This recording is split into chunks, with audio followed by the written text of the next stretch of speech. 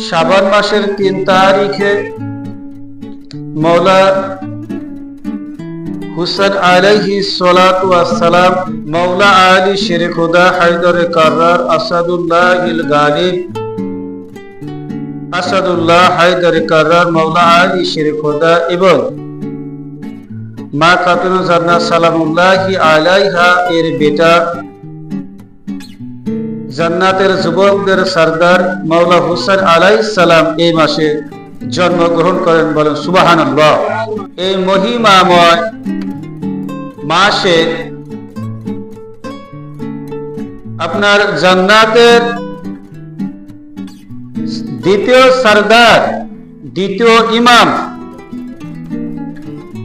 রাসূল আকরাম সাল্লাল্লাহু আলাইহি ওয়াসাল্লামের কাছে ওহী পাঠাইলেন। কুরআনের ভিতরে সূরা নাজমের 3 এবং 4 নম্বর আয়াত পাকের ভিতরে সরাসরি আল্লাহ বলতেছেন, আল্লাহ তাআলা নিজেই ঘোষণা করতেছেন কুরআন পাকের ভিতরে, ওয়া মা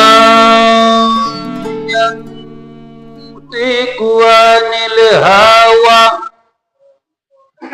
ইন হুয়া ইল্লা ইউহা।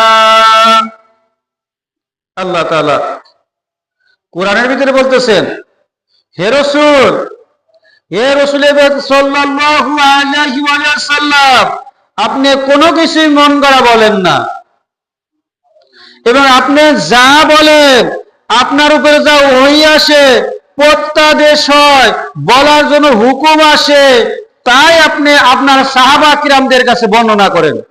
সুবহানাল্লাহ। কথা বুঝতে পারছেন? আল্লাহ বলতেছে, হে রাসূল, হে আমার বন্ধু, হে আমার মাহবুব, হে আমার পেয়ারা হাবিব, আপনি তো কোনো কিছু মন করে বলেন না। কুরআন পাকের আয়াত, এটা কি কুরআনের আয়াতে বলা হচ্ছে, হে রাসূল, আপনি কোনো কিছু মন করে বলেন না। এখন দেখেন, এই যে হাদিস পাকখানা যে বয়ান করব, আল্লাহ নিজেই ওহী করতেছে জিবরাইল দিয়ে, হে জিবরাইল, তুমি চলে যাও আমার পেয়ারা হাবিবের দরবারে। আমার যে হাবিব বসে আছে, হাবিবুল্লাহ, আমার যে বন্ধু বসে আছে, আমার বন্ধুর কাছে এই হাদিস খানা নিয়ে যাও, তিনি যিনি বায়ান করে প্রত্যেকের জানায় দেয়। বলেন সুবহানাল্লাহ। হাদিস খানা কি তিরমিজি শরীফের হাদিস? ক্বালা রাসূলুল্লাহ সাল্লাল্লাহু আলাইহি ওয়াসাল্লাম, আল হাসান ওয়াল হুসাইনি সাইয়্যিদা শাবাবি আহলিল জান্নাহ। জিবরাইল এসে বলতেছে, ইয়া রাসূল পাক সাল্লাল্লাহু আলাইহি ওয়াসাল্লাম, আল্লাহ এই হাদিস খানা দিয়েছে আপনার দুই নাতির উপরে, ইমাম হাসান ও হুসাইনের উপরে। এইখানে এই হাদিস খানা আপনার উম্মতদের কাছে আপনি বর্ণনা করেন, আপনার যারা সাহাবা কেরাম আছে তাদের সামনে সম্মুখে বলে দেন, হাসান ও হুসাইন হচ্ছে আল্লাহ যে জান্নাতের ইমাম হবে, বলে হাসান ও হুসাইন। যারা আপনার যে নাতি সন্তান দুজন হচ্ছে ইমাম হাসান ও হুসাইন আলাইহিমুস সালাম, তারা হচ্ছে আমার যে জান্নাত আছে, জান্নাতের মালিক হলো ইমাম হাসান ও হুসাইন। আদম ও সুবিউল্লাহ এবং ইব্রাহিম, তারপরে আপনার ঈসা রুহুল্লাহ পর্যন্ত যারাই আপনার বেহেশতে প্রবেশ করবে, এমন কোন নবী নাই যে সব প্রত্যেক নবী মাসুম ও নিষ্পাপ, তারা প্রত্যেকেই বেহেশতে প্রবেশ করবে, তাদের যারা উম্মত হয় তারাও বেহেশতে প্রবেশ করবে। যত মুমিন মুমিনাত, মুমিনরা যাবে মৌলা হাসান হুসাইনের মাধ্যমে, আর মুমিনাত যত রমণীগণ আছে মা ফাতেমা সালামুল্লাহি আলাইহা এর পিছনে পিছনে জান্নাতে প্রবেশ করবে। দেখেন, এইখানে আল্লাহ ঘোষণা করতেছে, জিবরাইলের কাছে বলতেছে, আমার যে জান্নাত হবে 8টা, এই জান্নাত আমি তাদের কাছে কি করলাম, আমি তাদের কাছে লিস্ট দিয়ে দিলাম, যাদেরকে খুশি জান্নাতে প্রবেশ করাইতে পারবে, তাদের ব্যাপার। কারণ জান্নাত যেহেতু আমি তাদেরকে দিয়ে দিলাম, হাদিসে বলতেছে, ঠিক কিনা? তাদেরকে আল্লাহ বলতেছে তাদেরকে আমি জান্নাত লিস্ট দিয়ে দিলাম তাদের নামের উপরে। কার উপরে? মাওলা হাসান আলাইহিস সালাম, মাওলা হুসাইন আলাইহিস সালাম জান্নাত কি দিয়ে দিলাম? লিস্ট দিয়ে দিলাম, একবারে তাদের জন্য দিলাম। এখন যেহেতু তাদের উপরে আমি লিস্ট দিয়েছি, তারা এই জান্নাতে তাদের ভক্তবিন্দু, তাদের মুহাব্বত কারীগণকে তারা বেহেশতে প্রবেশ করাবে, বলেন সুবহানাল্লাহ। এবং তাদের দুশ্মনী থাকবে, দুশ্মনী দুনিয়াতে যারা দুশ্মনী করবে তাদের ইচ্ছা, তাদের মন চাইলে ঢোকাবে, না সে তাদের ইচ্ছা, বলেন সুবহানাল্লাহ। আজকে মনে করেন আপনি মাওলা হাসান আলাইহিস সালাম দুশ্মনী করতেছেন, ঠিক কিনা? আর আজকে ইমাম হুসাইন আলাইহিস সালাম এসে দুশ্মনী করতেছেন, এবং কাল কিয়ামতের ময়দানে তো তারাই তো বেহেশতের সামনে দাঁড়িয়ে থাকবে। বেহেশতের সামনে যদি তারা দাঁড়িয়ে থাকে, তারা কি চিনবে না? এক এক করে করে প্রত্যেক ব্যক্তির চেহারা দেখে চিনতে পারবে এরা দুশ্মনী ইলাহি ছিল। প্রত্যেকে কি আহলে বাইতের দুশ্মন ছিল? ইমাম ইমাম হুসাইন আলাইহিস সালামের দুশ্মন ছিল। এখন দুশ্মনী যদি এখন করে যান, কাল কিয়ামতের ময়দানে তো আপনি আটকিয়ে যাবেন, তখন কোন উপায় থাকবে না। সাহাবা কিরামগণ যখন বসেছিল, আল্লাহ রাসূল ঘোষণা করতেছেন, হে আমার সাহাবা কিরাম শুনে নাও, আল্লাহ তাআলা আমার কাছে ওহী পাঠাইছে। ওহীর ভিতরে এই কথা বর্ণনা করা হচ্ছে যে আল্লাহ তাআলা বলতেছেন, জিবরাইলের মাধ্যমে কথা এসেছে, জিবরাইল এসে বলতেছে, হে আল্লাহ বলেছে, ইয়া রাসূলুল্লাহ সাল্লাল্লাহু আল্লাহ বলেছে আপনার এই নাতি সন্তান হাসান ও হুসাইন হবে জান্নাতের ইমাম। সুবহানাল্লাহ। জান্নাতের কি হবে? ইমাম হবে, জান্নাতের নেতা হবে, জান্নাতের সরদার হবে। তোমরা যারা আমার যারা সাহাবা কেরাম আছো, পূর্ববর্তী যারা নবী আম্বিয়া কেরাম আছে, আমার যারা সাহাবা কেরাম থেকে কিয়ামত পর্যন্ত মুমিন মুমিনাত আসে, তারা মা মহিলাদেরকে শাফায়াত করবে, তারা মা মহিলাদেরকে বেহেশতে প্রবেশ করাবে, এবং তারা দুনো ইমাম হাসান ও হুসাইন থাকবে বেহেশতের সামনে দাঁড়িয়ে থাকবে, তারা মুহাব্বতকারীদেরকে তারা বেহেশতে নিয়ে চলে যাবে। সুবহানাল্লাহ। এইদিকে তার মা থাকবে, এইদিকে ইমাম হাসান হুসাইন থাকবে, আর তার বাবা থাকবে কই জানেন?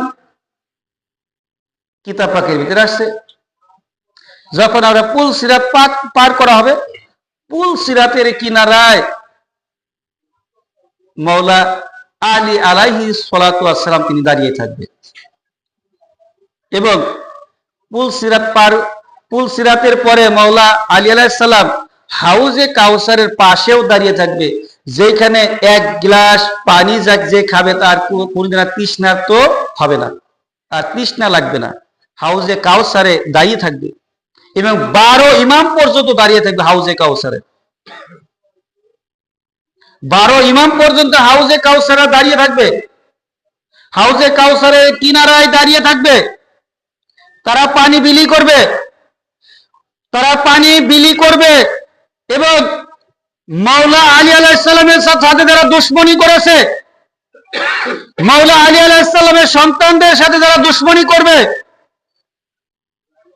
ওই হাসরের ময়দানে, ইয়াউমুল হাসর, ওই হাসরের ময়দানে যখন আপনার হাউজে কাউসারের পানি বিলি করা হবে, তখন তো তারা দেখে দেখে চিনে ফেলবে, তাদের সাথে যারা দুশমনী তাদেরকে হাউজে কাউসারের পানি দেওয়া হবে না, তাদেরকে দেওয়া হবে না।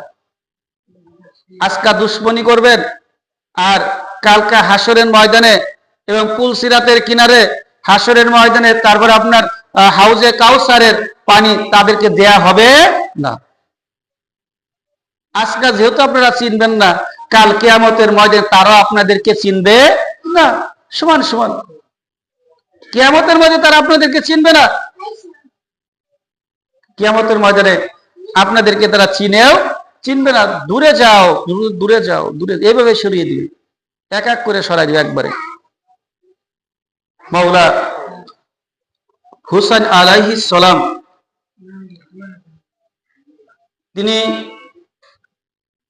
এই শাবান মাসের 3 তারিখে তিনি যখন দুনিয়ায় আসলেন, মা ফাতেমা সালামুল্লাহি আলাইহা মৌলা হুসাইন আলাইহিস সালাম আসার পরে তিনি যখন দুনিয়াতে তাশরিফ রাখতেছেন, হুসাইন আলাইহিস সালাম তাশরিফ রাখার পরে হযরত উম্মুল ফদল তিনি বর্ণনা করতেছেন যে আমার কাছে মনে হচ্ছে, এবং আরো অনেক অনেক সাহাবা কিরাম ছিল এবং খাদেমা ছিল, তারপরে আসমা বিনতে উমাইস বর্ণনা করতেছেন, আমাদের কাছে মনে হলো যে জান্নাত থেকে একখানা নূরের টুকরা এসে দুনিয়ার বুকে আসলো, বলেন সুবহানাল্লাহ। আসমা বিনতে উমাইস বর্ণনা করতেছেন, নূরের একখানা টুকরা এসে দুনিয়ার বুকে এসে পড়লো, মানে দুনিয়াটা মাওলা হুসাইন আলাইহিস সালাম দুনিয়াতে আসলেন, মা খাতুনে জান্নাত সালামুল্লাহি আলাইহার গৃহখানা নূরান্বিত হয়ে গেল, নূরের একটা ঝলকানি দিয়ে দুনিয়াতে এসে পড়লো, বলে সুবহানাল্লাহ। চাঁদের আলোর থেকে ঝলঝল ঝলঝল করতে নূরের টুকরা এসে দুনিয়ার বুকে এসে পড়লো, দুনিয়াতে চলে আসলো নূরের একখানা টুকরা। যখন আপনার রাসূল পাক সাল্লাল্লাহু আলাইহি ওয়াসাল্লামের কাছে আপনার একজন গিয়ে বলল, ইয়া রাসূল পাক সাল্লাল্লাহু আলাইহি ওয়াসাল্লাম, আপনার মেয়ে ফাতেমা তার গৃহে একজন নূরের টুকরা এসেছে, একখানা নূরের টুকরা এসে পড়েছে। এই কথা শোনার সাথে সাথে রাসূল আকরাম সাল্লাল্লাহু আলাইহি ওয়াসাল্লাম তিনি সঙ্গে সঙ্গে মা খাতুনে জান্নাতের গৃহে চলে আসছেন, এসে বলতেছে, আমাকে আমার বেটা হুসাইন আমার কোলে দাও, বলেন সুবহানাল্লাহ। একজন ভিতর থেকে বলতেছে, ইয়া রাসূল পাক সাল্লাল্লাহু আলাইহি ওয়াসাল্লাম, এখন আমরা মওলা হুসাইন আলাইহিস সালামকে পাক সাফ করি নাই, পবিত্র করি নাই, কি করে তাকে আপনার কাছে দেই? মা ফাতেমা সালামুল্লাহি আলাইহার বাবা রাসূল পাক সাল্লাল্লাহু আলাইহি ওয়াসাল্লাম তিনি স্বয়ং বলতেছে, তুমি তাকে কি পাক এবং পবিত্র করবে, তিনি আগে থেকে পাক এবং পবিত্র, বলে সুবহানাল্লাহ। কি পাক করবে তাকে? তিনি আগে থেকে পাক এবং পবিত্র হালতে দুনিয়াতে আসে, তাকে পাক সাফ করে কোনো কিছু না, সরাসরি আমার কোলে দিয়ে দাও, বলে সুবহানাল্লাহ। সরাসরি আমার কোলে দাও। একখানা সাদা একটা তোয়ালের পার করে মৌলা হুসাইন আলাইহিস সালামকে আল্লাহ রাসূলের কোলে দেয়া হলো, বলে সুবহানাল্লাহ। কোলে যখন দেয়া হলো, আল্লাহ রাসূল কোলে নিলেন। কোলে নেওয়ার পরে মৌলা হুসাইন আলাইহিস সালামের কোলে নিয়ে আল্লাহ রাসূল সর্বপ্রথম যে দিলেন, আল্লাহ রাসূলের জিহ্বা মুবারক মৌলা হুসাইন আলাইহিস সালামের গালের ভিতরে প্রবেশ করে দিলেন, বলেন সুবহানাল্লাহ। দেখেন, নবুয়তি খানা খাচ্ছে, কি খাচ্ছে? সর্বপ্রথম কি খাচ্ছে? আল্লাহ রাসূলের জিহ্বা মুবারক চুষে খানা খাওয়া শুরু করে দিয়েছে, বলে সুবহানাল্লাহ। এক রিওয়ায়াতে আছে যে ইমাম হুসাইন আলাইহিস সালামের যখন ক্ষুধা লাগতো, বেশিরভাগ সময় মওলা হুসাইন আলাইহিস সালাম আল্লাহ রাসূলের জিহ্বা চুষে তার ক্ষুধা নিবারণ করত। যে রাসূলের জিহ্বা মুবারক চুষে মওলা হুসাইন আলাইহিস সালাম ক্ষুধা নিবারণ করে, সেই মওলা হুসাইনকে কারবালার ময়দানে নৃশংস তাকে শাহাদাত বরণ করিয়ে ফেলে। এক শ্রেণীর লেবাস পরা মুসলিমদের দ্বারা, এক শ্রেণীর কি লেবাস পরা মুসলিম, লেবাস পরা অবস্থায় আপনার মওলা হুসাইনকে এমন ভাবে নির্মম ভাবে অত্যাচার করেছে, এইভাবে জুব্বা পরিহিত অবস্থায়, বড় বড় দাড়ি আছে, আপনার পাগড়ি আছে, টুপি পরা অবস্থায়, আরব কান্ট্রিতে বেশিরভাগ ওরা টুপি পরে না, ওরা পাগড়ি পরে। ওরা পাগড়ি পরা অবস্থায় এভাবে জুব্বা পরিহিত অবস্থায় মওলা হুসাইন আলাইহিস সালামের বুকের পার সরে বসে, বড় বড় দাড়িওয়ালা মওলা হুসাইন আলাইহিস সালামের বুকের পার সরে বসছে। মওলা হুসাইন আলাইহিস সালাম জিজ্ঞাসা করলেন, তুমি কে আছো? মওলা হুসাইন আলাইহিস সালাম জিজ্ঞাসা করলেন, তুমি কে আছো? তখন বলল, আমি সীমার আছি। তখন আল্লাহ রাসূলের যে নাতি মওলা হুসাইন আলাইহিস সালাম বলল, তুমি কি জানো না আমার নবী আমার নানা মুহাম্মদ মুস্তাফা সাল্লাল্লাহু আলাইহি সাল্লাম, আমার মা ফাতিমা তিনি জান্নাতের সরদার ইনি হবে। আমার বাবা মৌলা আলী শেরে ঘরে তুমি কি জানো না? কয় আমি জানি। কিসের জন্য আমাকে বুকের পার্শ্বরে আমাকে এখন কতল করবে? বলল যে আমরা ইয়েজিদের সাথে চুক্তিবদ্ধ হয়েছে, আমাদের অনেক টাকা পয়সা দিবে, অর্থ করে দিবে। যে মৌলা হুসাইন আল্লাহ রসুলের জিব্বা মুবারক চুষে তার ক্ষুধা নিবারণ করে, সেই মৌলা হুসাইন কারবালার ময়দানে এক শ্রেণীর তথাকথিত মুসলিমদের দ্বারা নির্যাতিত অবস্থায় কারবালার মধ্যে শাহাদাত বরণ করে। আপনার হযরত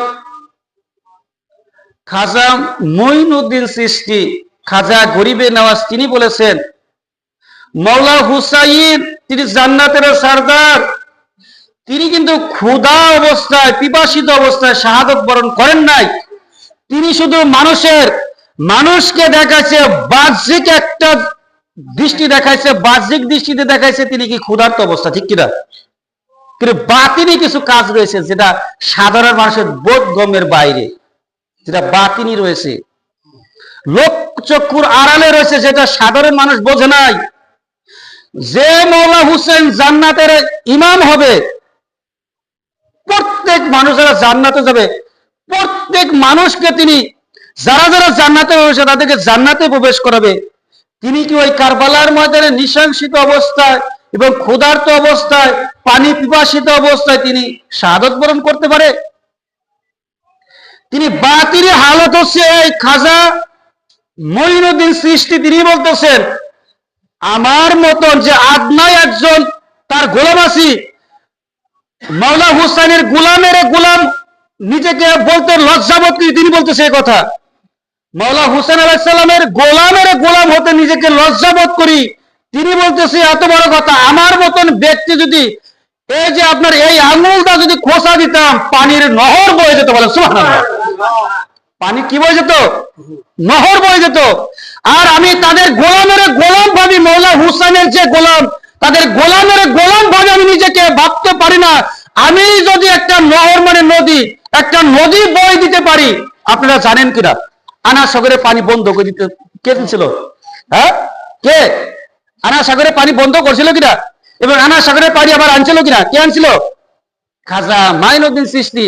তানার যদি এত বড় ক্ষমতা থেকে আনা সাগরে পানি বন্ধ করে দিতে পারে এবং আনা সাগরে পানি দিতে পারে, মৌলা হুসাইন কি ওই পানি পিপাসিত অবস্থায় তিনি কারবালার ময়দানে শাহাদাত বরণ করেছে? হ্যাঁ, বাতিনি আমরা বুঝি নাই, আমরা বাহ্যিক দৃষ্টিতে বুঝি মৌলা হুসাইন তিনি পিপাসিত অবস্থা ছিল, কিন্তু বাতিনি আমরা বুঝি নাই। বাতিনি অনেক অনেক নিগুড় রয়েছে, অনেক মর্ম রয়েছে যা আমরা জানি না। একমাত্র মানুষ বুঝছে মৌলা হুসাইন তিনজন পিপাসিত অবস্থায় রয়েছে, পাশেই ফোরাত নদী রয়েছে, পানি দিচ্ছে না, তিনি ক্ষুধার্ত অবস্থায় রয়েছে, মানুষ দিচ্ছে যে এটা। কিন্তু বাতিনি হালত হচ্ছে এই যে তিনি চাইলে পানি খাইতে পারতেন। ওই কারবালার ময়দানে ফোরাত নদী বাদেও অনেক পানির নদী বয়ে যেত মৌলা হুসাইন যদি চাইতো। মৌলা হুসাইনের বেটা যদি আলিয়াসগড় চাইতো তো পানির নহর বয়ে যেত, আলিয়াসগড় চাইলে পানির নহর বয়ে যেত। মৌলা হুসাইনের ছোট্ট শাহজাদা চাইলে পানির নহর বয়ে যেত। আর দেখেন মৌলা হুসাইন যখন দুনিয়ার বুকে চলে আসলেন, চলে আসার পরে আল্লাহ রসুল সাল্লাল্লাহু আলাইহি সাল্লাম মৌলা হুসাইনকে কোলে নিয়ে নবুয়তি খানা খাওয়াইলেন। কিসের খানা? নবুয়তি খানা, ঠিক কিনা? আর আল্লাহ রসুল সাল্লাল্লাহু আলাইহি সাল্লাম এর পারিবারিক নাম ছিল, মৌলা হুসাইন আলাইহিস সালামের পারিবারিক নাম ছিল আবু আবদুল্লাহ, এবং তার উপাধি ছিল সাইয়্যদ। সাইয়্যদ শাহ আমরা বলি না, এই যে সাইয়্যদ কিন্তু উপাধি ছিল মৌলা হুসাইন আলাইহিস সালামের।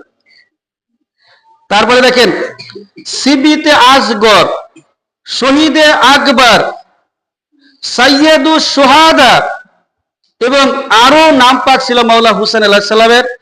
এইভাবে মৌলা হুসাইন তিনি একখানা কুরআন পাকের একখানা আয়াত আছে,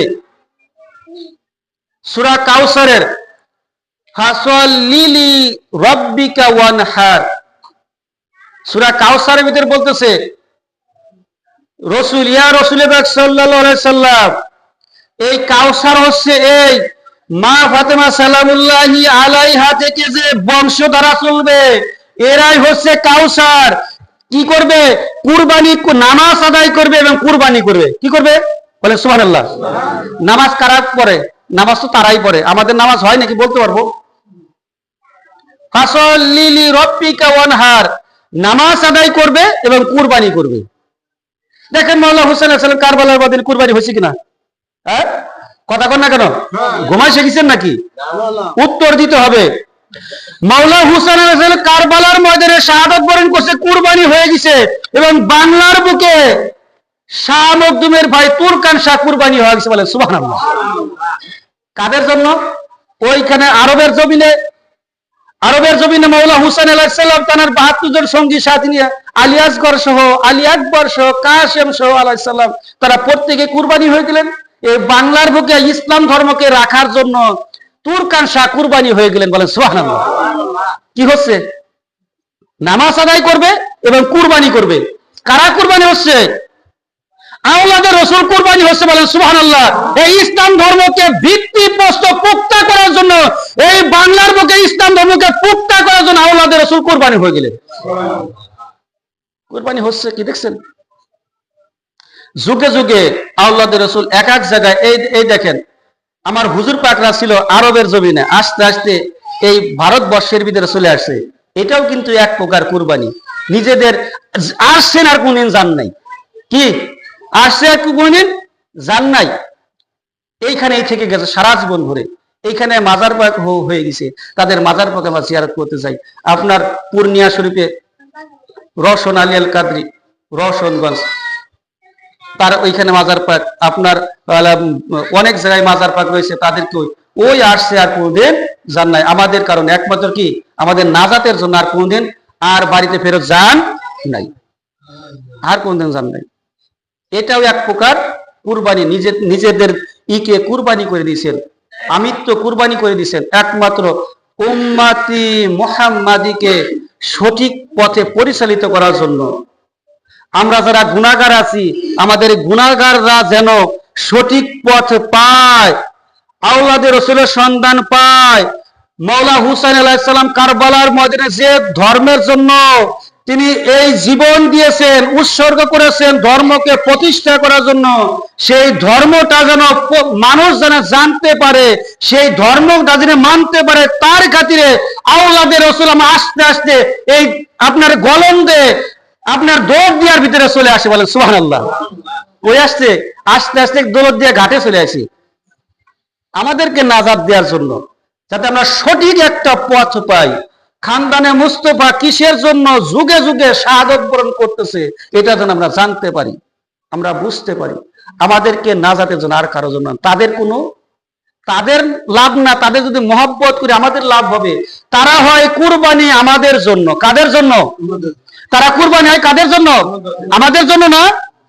তারা যদি না আসতো আমাদের কোনো কিছু করার আছে? কিছু করার নাই। তারা না আসলে আমাদের কিছু করার নাই। তারা আসছে বিদায় আমরা নাজাত পেয়ে যাবো। বলে সুবহানাল্লাহ। তারা আসছে বিদায় আমরা নাজাত পাবো।